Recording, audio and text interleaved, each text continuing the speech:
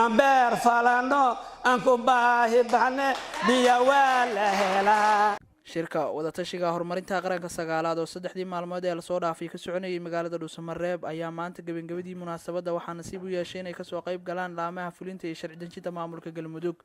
aqoon la'aan, hooy la'aan, intaas marka ay tahay qofka hadduusan maalintii awoodin waxa uu cuno inuu helo, markuu soo barakaco guri haysan, markuu haysan wuxuu waxbarasho goob waxbarasho ilmihii uu la soo barakacay geeyo, waxay cunaana uusan maareyn karin oo colaad barakacisay.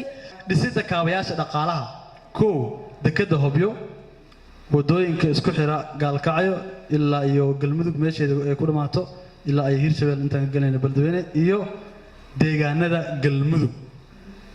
Galmudug laamiga bas ma lahan ilaa Caabud Waaq, Gaalkacyo, Cadaado, Dhuusamareeb, Hobyo, Xarar Dheere, magaalooyinkaas oo dhan in aan sameysana maab aan isku xirno kaabayaasha dhaqaalaha aan dhisano. agaasimaha guud ee wasaaradda qorsheynta Soomaaliya Asad Yuusuf Qanyare ayaa ka hadlay siyaabaha looga gudbi karo baahiyaha guud ee Soomaaliya gaar ahaan Galmudug. waxaan ku faraxsanahay maanta shirkan daafiirisid geeskaada midig iyo geeskaada bidix inuu qof Soomaali fadhi qof ajnabi ma fadhi. waxaad marag ka ahaydeen maanta inay Soomaali isu imaado ay tashatay ay wax isku afgaratay qodobo isku afgaratay aan wadankeeda iyo maartay regionkooda ay u tashanayaan oo waxaan sameyn karno mana aha kaliya in qorshaha horumarinta qaranka markii la sameynayo saana isugu imaan waxaan idinku dhiirigelinaynaa inaan maartay saan ku socotiin wax walba waxay leeyihiin farsamo yar hadduu jiro maartay sabar iyo isfahan waxaan la gaari karin horta ma jirto tanna maanta maartay marqaati ka tihiin kulligii aad iyo aad aan ugu faraxsanahay taas.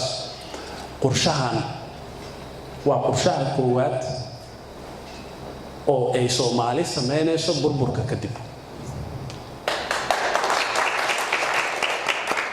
geedi socodkiisa ka fahmaysa Soomaali baa soo qortay oo hadda tiimkeeda la jooga ka mid ah concept note qabi quraanka ee soo qortay qof ajnabi ma arkin qof kalena ma arkin Soomaali ahaan waxa la geeyay cabinetka ama golaha wasiirada la geeyo federaalka way soo ansixiyeen.